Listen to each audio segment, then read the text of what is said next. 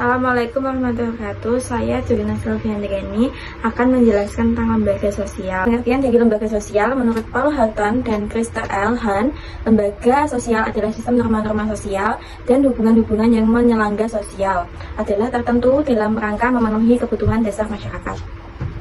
Sedangkan menurut Cohen-Leningrad, lembaga sosial adalah suatu sistem tata kelakuan dan hubungan yang berpusat pada aktivitas untuk memenuhi kompleksitas kebutuhan khusus dalam kehidupan manusia. Karakteristik lembaga sosial: 1. Mempunyai simbol. Setiap lembaga sosial mempunyai simbol yang menjadi ciri khas dan identitas tertentu bagi anggotanya. Contohnya, bendera partai politik. 2. Mempunyai tata tertib dan tradisi. Tata tertib dan tradisi di suatu lembaga sosial dapat tertulis dan tidak tertulis. Tata tertib berfungsi sebagai pedoman.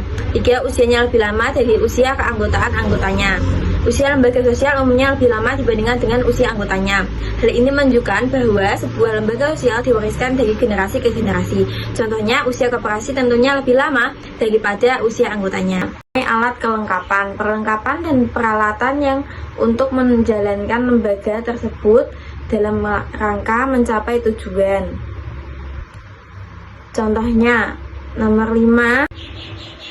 Yang kelima, mempunyai ideologi. Lembaga sosial mempunyai ideologi yang dianggap ideal bagi para anggota pendukungnya. Yang keenam, mempunyai tingkat daya tahan. Lembaga sosial yang sudah dibentuk mempunyai daya tahan dan tidak akan hilang dengan mudah. Tujuan lembaga sosial: 1. Memenuhi kebutuhan sosial dan kekerabatan domestic institution. Contohnya perkawinan, keluarga, dan pengasuh anak. 2. Memenuhi kebutuhan kegiatan pendidikan masyarakat pada jenjang sekolah dasar sampai dengan perguruan tinggi.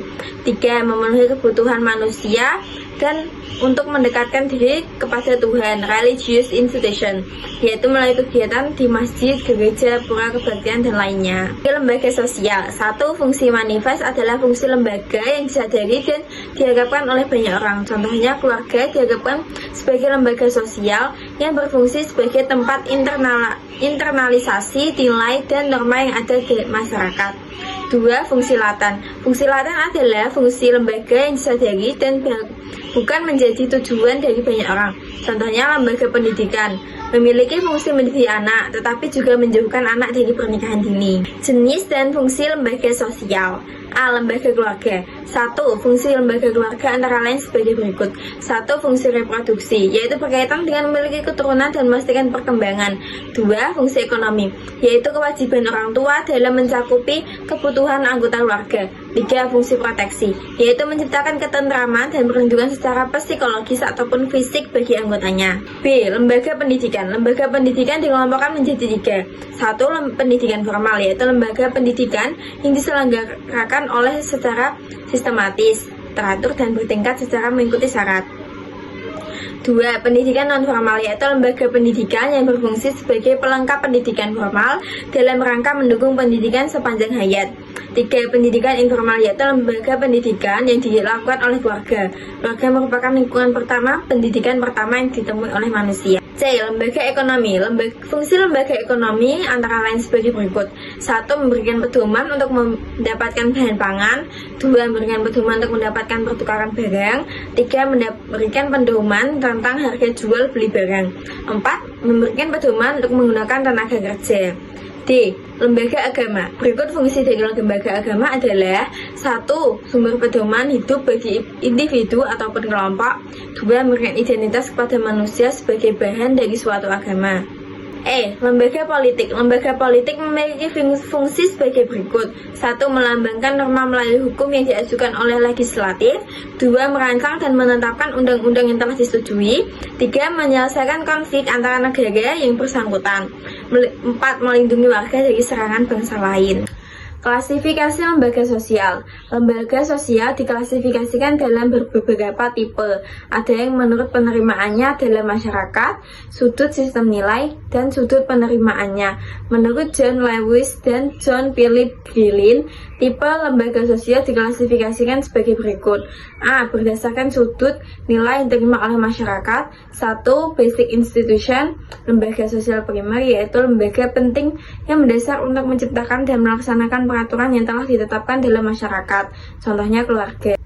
2. Subsidiary institution, lembaga sosial sekunder, yaitu lembaga sosial yang dianggap sebagian masyarakat kurang penting karena tidak memberikan pengaruh terhadap masyarakat, contohnya tempat wisata. Klasifikasi lembaga sosial. B. Berdasarkan sudut pengembangan. 1. Creative institution, yaitu lembaga sosial yang tumbuh secara tidak direncanakan dan muncul secara akibat berlakunya adat istiadat masyarakat, contohnya KUA pada lembaga agama. 2. Enacted institution, yaitu lembaga sosial yang sengaja dibentuk dan direncanakan untuk mencapai tujuan tertentu, contohnya sekolah pada lembaga pendidikan. 2. Unsanctioned institution, yaitu lembaga sosial yang ditolak masyarakat, contohnya organisasi kriminal. D. Berdasarkan sudut penyebarannya. 1. General institution, yaitu lembaga sosial yang sudah dikenal luas sebagian besar masyarakat, contohnya pengadilan. 2.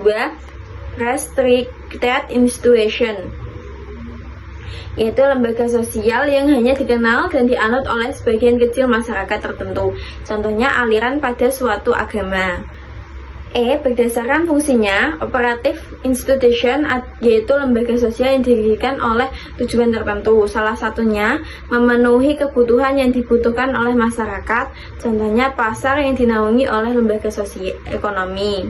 2. Regulative institution, yaitu lembaga yang bertujuan mengawasi adat istiadat yang berlaku dalam masyarakat, contohnya lembaga kepolisian. Sekian dari saya, terima kasih.